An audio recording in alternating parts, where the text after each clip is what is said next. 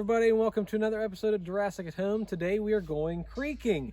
And for those of you that have been here on a field trip before, looks very familiar, I'm sure. For those of you that haven't, well, you're going to learn something today. So kind of moving forward with these Deerassic at Home episodes, I wanted to do some of the activities that we offer here at Deerassic for field trip groups, summer camps, things like that. So again, for those of you who've been here before, maybe done some of these things, it's going to be kind of a refresher, and it might kind of hold you over until you're able to get back out here and have some fun. For those of you that haven't been here, hopefully you'll learn something today, and it'll be brand new to you. So creeking, so kids come down here, it's in the bottom. We got a stream that runs through our bottom here on the Deerassic property, and creeking is all about, you know, exploring and finding new things and learning new things. So a lot of these activities have some rules with them, and I'm going to go over those for creeking here in a second. Biggest thing that, you know, we want you guys to do when you come here on field trips, camps, things like that, is we want you to have fun. We want you to learn something. We want you to have fun being outdoors. But also at the same time, we want you to be safe. So there's always rules to everything. Everybody knows that. And just so we're staying safe and we can stay safe and have fun at the same time. So first couple things that we have to use here for creeking is we're going to have a dip net. And we'll explain that a little bit more here in a second. We've got a little simple jar. We've got this observation jar that's kind of got a little magnifier on top and on the side, so you can put critters in there. And then we usually have this little tub here that people, when they find stuff, we'll kind of make it a little community tank so other groups can see what some of the kids found. New this year, we've got these little individual kind of ID keys that has all the different macroinvertebrates and different things that you can find. It's double-sided. It's got the whole key on the back here. And then it also breaks everything down. Group 1, 2, and 3 is based on what you could find based on the water quality. Some things can live in pretty much any water quality. Some things can live in moderate, kind of wide range of water qualities, and then others can only survive in very excellent water quality. So we're going to make sure that, you know, whether it's individual kids having a dip net jar and key, or it's groups, usually we do, you know, partners or groups of 3, something like that. Each of those are going to get one of those to have that. So when they find something, if they don't know what it is, they can look on the key. If they're still not sure, they can ask one of the Deerassic staff members. So looking over here at the creeking rules. So 1 dip net and catch container per person, unless it's a big group, then we partner up, or groups of 3 depending. So 1 dip net, it's one of these right here. No running or horseplay in the creek. Like I said, there's rules that, you know, might sound like, oh man, we can't have fun. We just want you to be safe. There's a lot of rocks in this creek, logs, things like that. We just don't want you running down through there, trip on something, fall.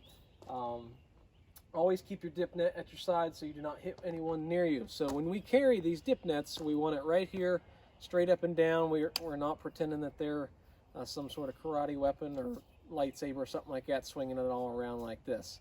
So we keep it right here, that way somebody doesn't get hit in the face with one. Always walk on one side of the creek or the other. So if you walk down the middle of the creek, right in the water, it's going to what? It's going to muddy up the water. You're not going to be able to see anything, especially for those that are downstream. All that muddy water is going to wash downstream. People downstream not going to be able to see anything. They're not going to be able to find any critters, and then they're going to be mad at you. So don't walk down the middle. Always stay within the boundaries set by the creeking instructor. So depending on the group, and we like to mix it up, you know, especially on a single day, just so we're searching different parts of the creek. But you know, they'll use landmarks that we've got down here by the creek, whether it's, you know, staying between this tree and this tree, or this rock and this log here, something to that effect. Just that way, usually it's in a straight stretch. It's going to be plenty of room for you guys to all look, but again, that's more of a safety thing, to where we can keep an eye on everybody at the same time and we don't lose track of somebody. Always be gentle with your dip nets. Do not splash water or mud with them. We're looking for fragile critters, not digging to China. So usually the first thing that kids want to do is they want to use these like a shovel. We're not shoveling. we're kind of sifting for critters, and I'll show you guys how to do that here in a minute. The best way to find critters is to lift rocks up in the creek slowly and carefully. When you lift a rock up, slowly put it back down where you found it. So the best way that I always find stuff is finding the medium-sized rocks. And what I mean by that is anything as far as softball, baseball size, anywhere up to maybe about a football-sized rock. Don't want to get too big and too giant. Then they get a little bit too heavy to move and you don't want to smash your fingers, something like that. And you don't want the teeny tiny ones. There's not going to be a whole lot under that, but just slowly lift them up, look underneath. A lot of those salamanders, crawdads, macroinvertebrates are going to be hiding under there. You can either kind of scoop them up with the jar, which is usually what I do, or you can kind of herd them in there with your other hand, and then carefully put that rock back, especially if you find salamander eggs. Hopefully we find some salamander eggs today, and I can show you guys what those look like. If you find those, be very, very gentle putting that rock back, just so we don't smash the eggs, and then we wouldn't have any future salamanders. Place all critters back in the creek very gently where you found them when instructed. Return all containers, nets to the shed when you're done. Have fun, catch some critters. So those are all pretty self-explanatory. Usually we'll meet here, discuss these rules, talk about some of the stuff. We've got the big key over here on the side where you can see it blown up really, really big. It's the same one on the back of those. We break it down even more, talk about, you know, stoneflies. We talk about crawdads, salamanders, the different things that you can find in our creek here at Deerassic. Go out, have fun, find the stuff. We come back, we talk about what we found, we use the community tank, show everybody, and then head to the next activity. So, it's enough of me talking. You guys ready to go find something? All right, let's go down to the creek and see if we can find some critters. All right, so the first method I'm going to show you guys how to find some of these macroinvertebrates, crawdads, salamanders, little critters in the creek here, is just using the jar and just simply lifting up some of these medium-sized rocks and seeing what I can find underneath there. I think it's a little bit easier doing it this way rather than using the nets. That's just me personally. A lot of the kids, you guys like to use the nets just because it's fun using the nets. I'll show you how to use that here in a second. But this just kind of doesn't disturb the water as much. It's a little bit easier, less messy, but we all know that getting messy is way more fun anyway. So, but I'm just going to start lifting some of these up real slow and kind of peeking underneath to see what I can find, and just gently putting them back here. And remember, I don't want to step through the water too much. You can even find stuff not quite directly in the water, but maybe just out of it. And I think I just found a salamander, if I can get him. So I kind of herd him into my jar here. And I got him. So I'm going to give him a little bit more cleaner water here.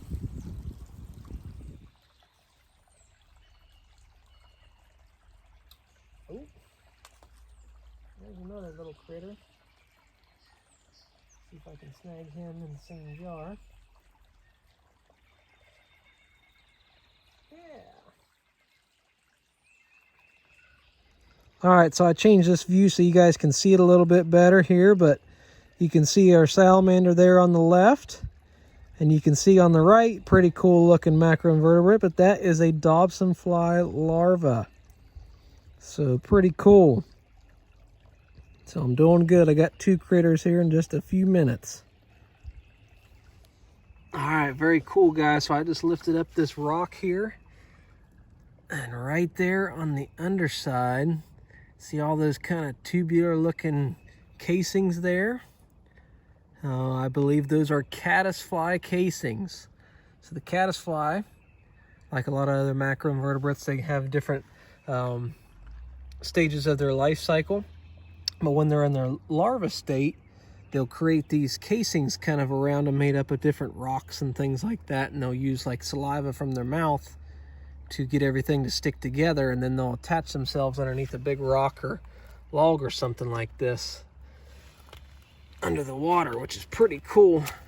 So I just slowly put that back here, but it looked like they'd all kind of came out of the casings already, which is pretty cool. So a lot of cool stuff you can find under there. All right, so I made a trip back to get the community tank here because my jar was getting pretty full, but you can see some of the critters down in here that I've got. And there's our salamander we caught at first, and then we've got our Dobson fly larva kind of hiding underneath there. He just crawled out. There he is. But the bigger guy, which I believe this one's dead, but still pretty cool. You can see the size difference, how big he is, but that is a crane fly larva. So very, very cool. And then very rarely do we find down here, but I did today, is a tadpole. So pretty cool, pretty big tadpole at that. It's probably either, I'd say by the size of it, a green frog or a bullfrog. I'm not an expert on tadpoles by any means, but pretty big one there. Usually we find those up in the pond, so pretty cool. I'm going to keep searching and find some more stuff for you guys. All right, guys, so I'm going to show you guys how to sift with your dip nets here now. It's a pretty good spot here, a lot smaller rocks, a lot of stuff that's pretty easy to sift through. But all you're gonna do is you're gonna take your net here and don't use it like a shovel. You're gonna kind of hold it like that, but you're just gonna put it under the water and then just barely just kind of churn up some of those smaller rocks, and then you're gonna kind of lift it up here closer where you can see it, and then just kind of pick through it. Ooh, I got something there. Okay, so pretty cool here, guys.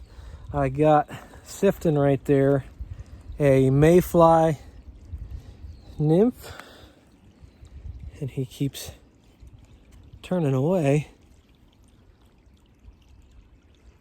Might be kind of hard to see. Where'd he go?